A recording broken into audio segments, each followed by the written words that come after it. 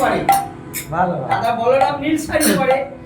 তা রাধারানী চিনতে পারেনি, যে ভাবছে আমার কুঞ্জে দাদা বলাই আসছে কেন, আমার কুঞ্জে দাদা বলাই আসছে কেন।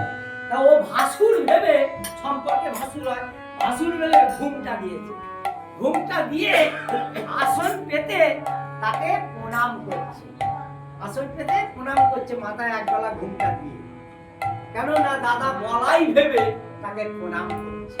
তখন গোবিন্দ ভেবেছে যে তাহলে আমাকে চিনতে পারেনি, তাহলে আমাকে চিনতে পারেনি, ভাবছে দাদা বলরাম। তখন গোবিন্দ বলেছিলেন যে আমি রাম নই গো, আমি শ্যাম সখী, তুমি আমায় ভালো করে চেয়ে দেখো, আমি রাম নয় শ্যাম সখী। তখন রাধারানী ঘুমটা খুলে দেখছে যে গোবিন্দ। তা তখনই রাধারানী মান করে ঘুরে বসেছে, তখন মুখ ঘুরিয়ে বসেছিল, মান করে বসলো। তাহলে ওটা হলো বাসক সজ্জা মান, ওটা হলো বাসক সজ্জা মান। এইখানে যারা করে ওটা মান বলে, কিন্তু ওটা হলো বাসক সজ্জা মান। আর আমি যেটা আজকে আপনাদের একটু শোনাবো, ছোট করেই শোনাবো, সেটি হলো কলয়ন্তিতা মান। সেটি হলো কলয়ন্তিতা মান। কলয়ন্তিতা মান কাকে বলে?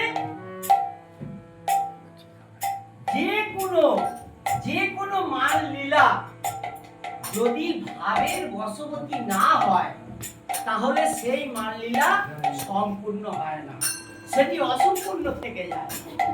তাই গোবিন্দ কি করে না, রাধারানীর নাম ধরে মুরলী বাজায়। কেননা ওর যে গোবিন্দের যে মুরলী, ওতে ফু দিলে রাধার নাম ছাড়া আর কারো নাম জানে না।